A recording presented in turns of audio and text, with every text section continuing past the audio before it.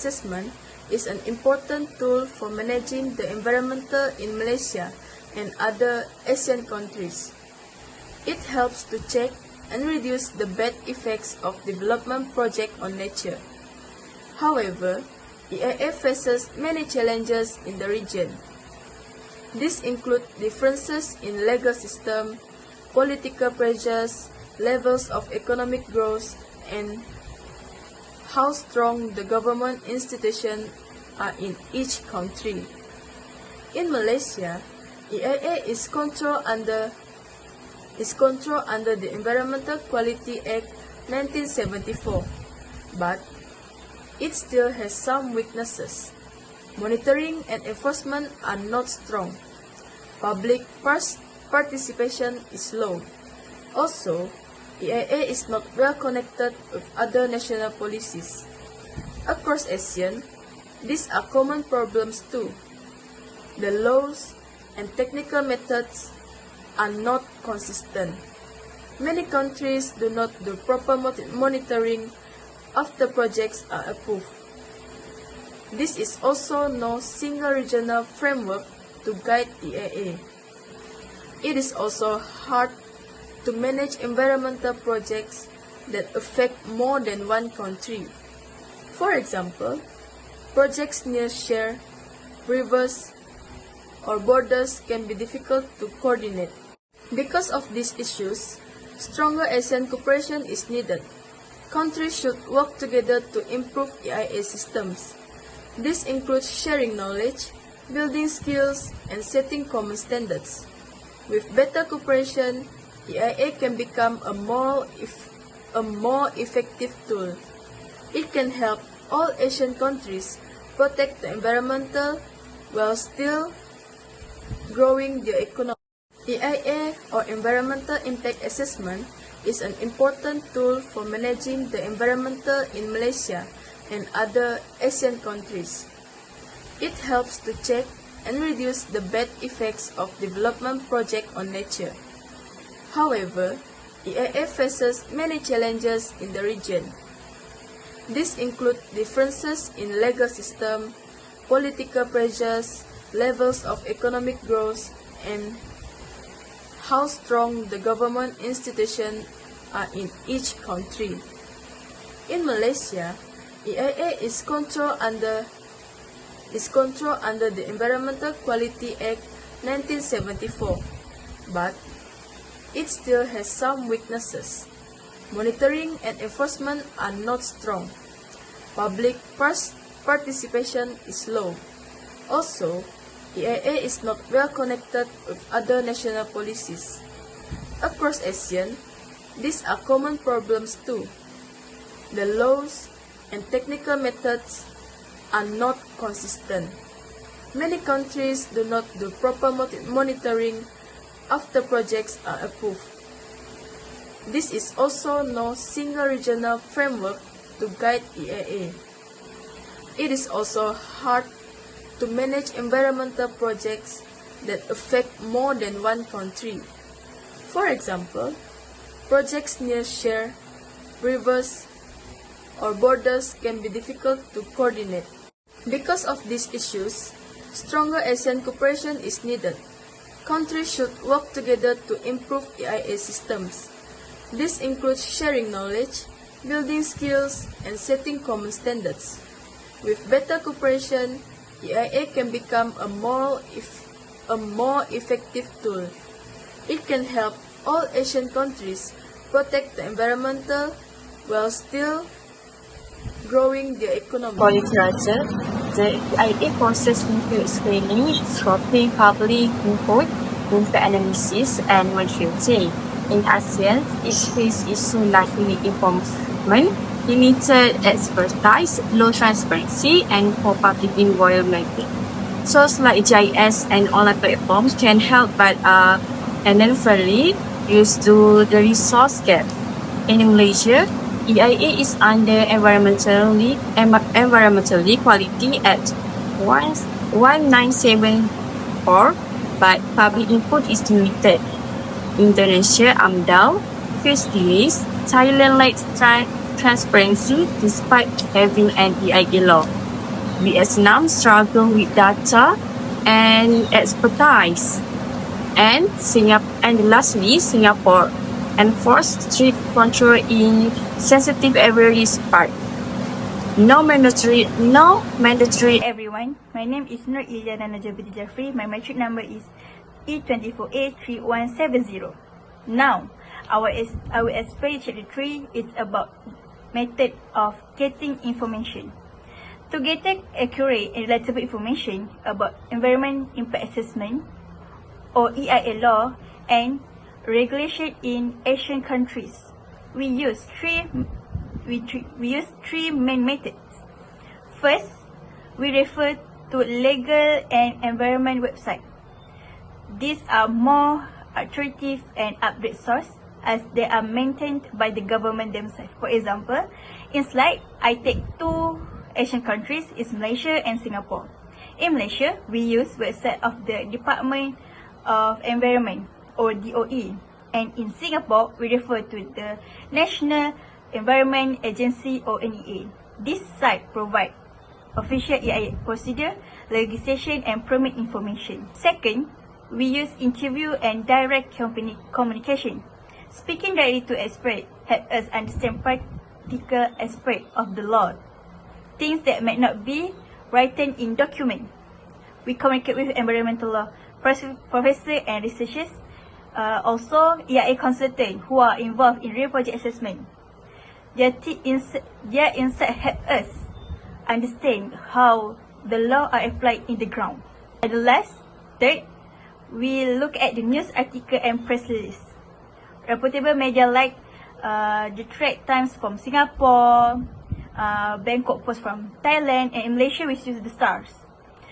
This reputable media report on environment issues, legal update, and public responses. This source help us to find real life case studies, track controversies, and observe government enforcement in action. In conclusion, use it in combination of official website, expert interviews, and trust source. Source allow us to get the way around accurate and up-to-date information about EIA laws in Asian countries. Okay, thank you. Okay, now we go to chapter 4, which is about the incorporation of environmental impact assessment (EIA) legislation in ASEAN countries. Let's start with Malaysia. The primary agency is the Department of Environment or DOE. The EIA is governed by the Environmental Policy Act 1974. In Malaysia, EIA is mandatory for 90 specific types of projects. However, public participation is limited and there is no structured post-approval monitoring system to ensure mitigation measures are enforced. Next is Thailand. The main agency here is the Office of Natural Research and Environmental Planning or ONEP. EIA is implemented under the National Environmental Quality Act 1992. Thailand places strong emphasis on community involvement. Public participation is required at various stages of the EIA process. In Indonesia, the responsible agency is the Ministry of Environment and Forestry or KLHK. EIA legislation is based on Law Number 32 of 2009, commonly known as AMDAL. Indonesia adopts a comprehensive approach that includes environmental, social, and economic aspects. Public consultation is not only important but it is also legally required. For Singapore, the main agency is the National Environment Agency or NEA. EIA is conducted under the Environmental Protection and Management Act 1999. The EIA system is aligned with National Sustainable Development Goals and is supported by strict regulatory standards and continuous environmental monitoring. In Vietnam, the primary agency is the Ministry of National Research and Environment or MONRE. The EIA system is governed by the Law on Environmental Protection 2020. Vietnam EIA is modernized and focused on strategic environmental assessment is SEA, environmental permitting and boosts public engagement. Lastly, we go to the Philippines. The responsible agency is the Department of Environment and Natural Research, or DENR. EIA is based on a system called the Environmental Impact Statement, EIS, which involve multi-stakeholder participation, public hearing, and the issue of environmental compliance certificates, ECC. That's all. Is Nur Alia Najah. My metric number is E24A3126. Today I want to talk about differences in EIA between ASEAN countries. First, public participation. Malaysia people only give opinion after the report is done. But Thailand and Indonesia, people can give opinion for the start. Second, Malaysian report ahead to find, but Thailand and Indonesia report are easy to read and share. Third, what is checkered shop? Indonesia check the environment, people and economies, but Malaysia only check the environment. Fourth, monitoring follow-up. Malaysia, we checking after the project is finished. Other country, strong and more checking. Five, national plans. Singapore EIA is part of the country development plan. I want to continue about how to make Malaysian EIA better. First, get public involved early. Ask people for their ideas before the project starts. Second, make report easy to read. For example, put report online in simple language. Third, check more things.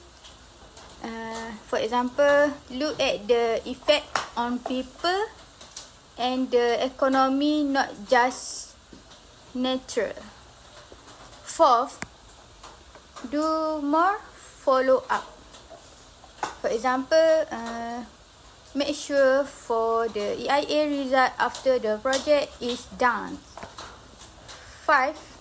Link to national goal. EIA should support the country long-term plans for the environment and economy. Thank you.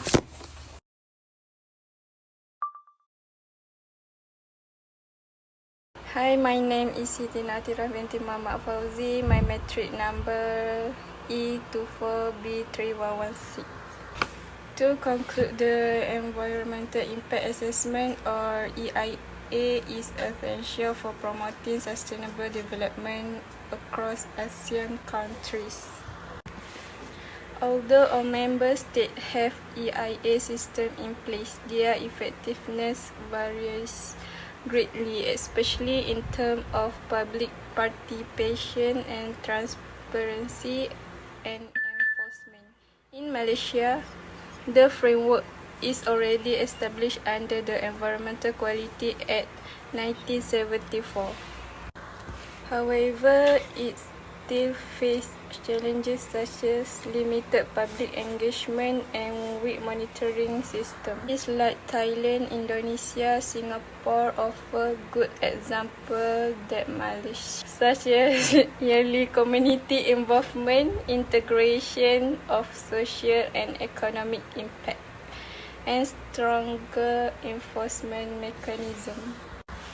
Moving forward, EIA should be seen not just a legal requirement but as a strategy planning tool to help balance development with environmental protection. This requires stronger regional cooperation and continuous institutional improvement. That's all from us. Thank you.